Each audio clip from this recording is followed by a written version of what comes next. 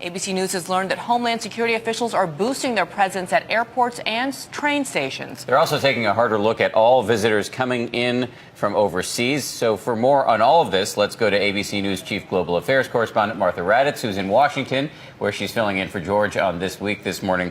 Martha, we've got beefed up security both here in the U.S. and overseas. Should we read into this that American officials think there's a truly imminent threat here, or is this really out of an abundance of caution?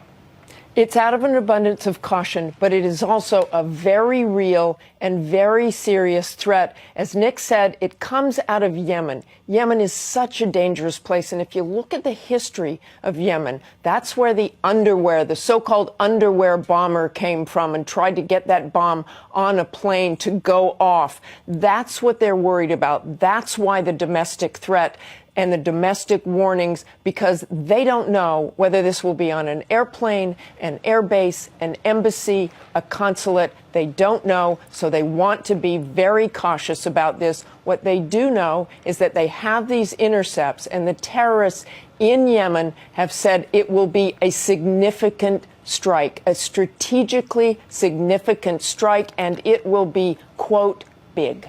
And Martha, this unprecedented move on shutting down these embassies, how effective will that be, and how vulnerable are Americans who are currently in those countries?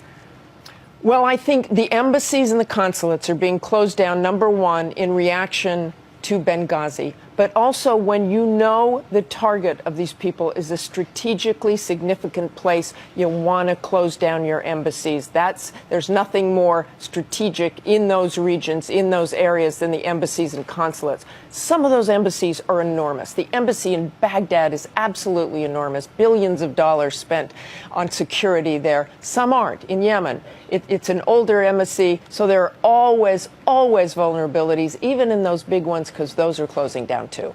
Tense situation for Americans all over the world this morning. Martha, thank you.